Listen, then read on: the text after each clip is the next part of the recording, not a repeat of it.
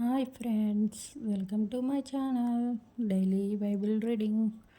ఆదికాండం 7వ అధ్యాయం పూర్తి వివరణ. యెహోవాకు ఈ తరముల వాటిలో నీవే నా ఎదురు నీతిమంతుడై ఉండుట చూచితిని గనుక నీవును నీ ఇంటివారును వాళ్ళలో ప్రవేశించుడి. పవిత్ర జంతువుల్లో ప్రతి జాతి పోతులు 7, పెంటలు 7, పవిత్రములు కాని జంతువుల్లో ప్రతి జాతి పోతును పెంటియు 2, ఆకాశ పక్షుల్లో ప్రతి జాతి మగవి 7, ఆడవి 7. నీవు భూమి అంతటి మీద సంతతిని జీవంతో కాపాడునట్లు నీ యొద్ద ఉంచుకొనుము. ఎందుకనగా ఇంకను 7 దినములకు నేను 40 పగళ్లను 40 రాత్రులను భూమి మీద వర్షం కురిపించి నేను చేసిన సమస్త జీవరాశులను భూమి మీద ఉండకుండా తుడిచివేయుదునని నోవాహుతో చెప్పెను. తనకు యెహోవా ఆజ్ఞాపించిన ప్రకారం నోవాహు యావత్తు చేసెను.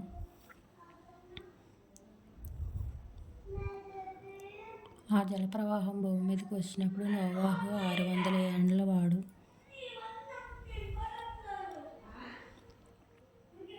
అప్పుడు నోవాహును అతనితో కూడా అతని కుమారులను అతని భార్యయు అతని కోడండ్రును ఆ ప్రవాహ జలములను తప్పించుకొనుటగా వాటిలో ప్రవేశించిరి. దేవుడు నోవాహునకు ఆజ్ఞాపించిన ప్రకారం పవిత్ర జంతువులలోను అపవిత్ర జంతువులలోను పక్షులలోను నేలను ప్రాకు వాటన్నిటిలోను మగది ఆడది జతలు జతలుగా ఓడలోనున్న నోవాహునొద్దకు చేరెను. 7 దినములైన తర్వాత ఆ ప్రవాహ జలములు భూమి మీదకి వచ్చెను.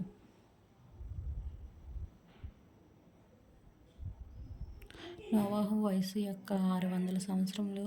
2వ నెల 17వ దినమున మహా అగాధ జలముల ఓటలన్నీయు ఆ దినమందే విడబడెను. ఆకాశపు తూములు విప్పబడెను. 40 పగళ్లను 40 రాత్రులను ప్రచండ వర్షం భూమి మీద కురిసెను.